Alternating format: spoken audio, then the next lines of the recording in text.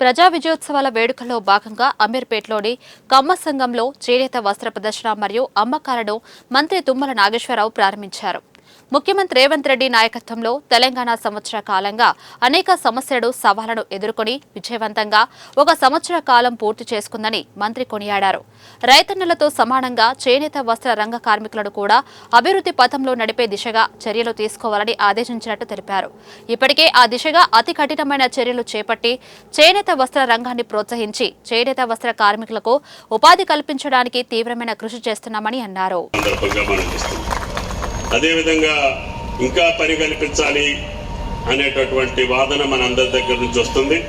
360 రోజులు వాళ్ళకి పని కావాలి కాబట్టి తప్పకుండా ప్రభుత్వంలో ఉన్నటువంటి అన్ని శాఖలకు సంబంధించినటువంటి వస్త్ర అవసరాలని మన వాళ్ళ దగ్గరనే తీసుకోవాలని చెప్పి ముఖ్యమంత్రి గారు జీవో ఇష్యూ చేశారు. దాన్ని అమలు చేసేదానికి కూడా కమిషనర్ గారు అన్ని శాఖల మీద ఒత్తిడి తీసుకొస్తున్నారు.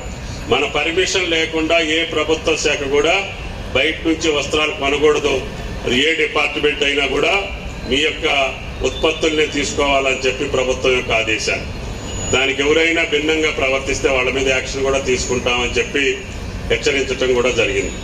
తప్పకుండా మీకు ఇచ్చినటువంటి మాట ప్రకారంగా మీ యొక్క కాంగ్రెస్ ప్రభుత్వం మీ యొక్క ఆలోచనలకు తగ్గట్టుగా అవసరాలకు తగ్గట్టుగా భవిష్యత్తులో తప్పకుండా ఇంకా మెరుగైనటువంటి పథకాలను తీసుకొచ్చి మీకు ఎక్కడా కూడా ఇబ్బంది లేనటువంటి పరిస్థితిని క్రియేట్ చేయటమే కాంగ్రెస్ ప్రభుత్వం యొక్క ఆలోచన అని చెప్పి కూడా మీకు ఈ సందర్భంగా మనం చేస్తున్నాం.